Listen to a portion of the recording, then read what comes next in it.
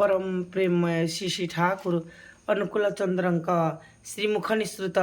पवित्र स्वास्थ्य सदाचार सूत्र ग्रंथ पाठ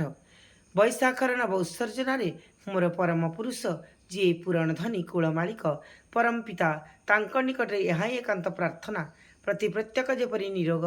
निरापद धीमान श्रीमान कुशल कौशली पराक्रमी क्रियमाण सुस्थ सबल चिराय होई बंची रहती आ मोर कातरा प्रार्थना जेपरी से मंजूर करती। स्वास्थ्य सदाचार सूत्र मानस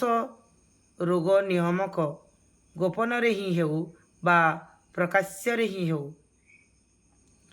अंतरिक्ष ही हेउ बा प्रतीक्ष ही हेउ विश्रे काम कल्लोल नहीं जो माने स्थिति घूरी बुलती से तृप्ति जहाद्वारा सेमानंकर मानस तात्पर्य विधिदीप्त सूक्ष्म संदीपनारे अंतरर प्रवेश करी तुमठारे तार निष्ठा एकाग्र होई उठी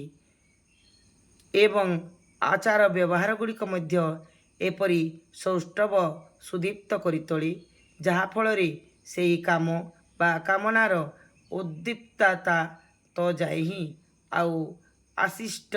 बोधचर्या मध्य धीरे धीरे लय प्राप्त होई सुतृप्त दिव उज्ज्वल अंतर नहीं तत् अंतर व्यक्तित्व को सत् विभूति संपन्न करी तोले सेटा कार्य बा कथारे क्रमे क्रमे से ही हीनत्व को उड़े दे सत् संदीपनारे ही प्रतिष्ठा करी तोले पुण्य आशीष से पथरे ही उज्ज्वल होई उठे। वाणी संख्या 98। जय गुरु जय गुरु।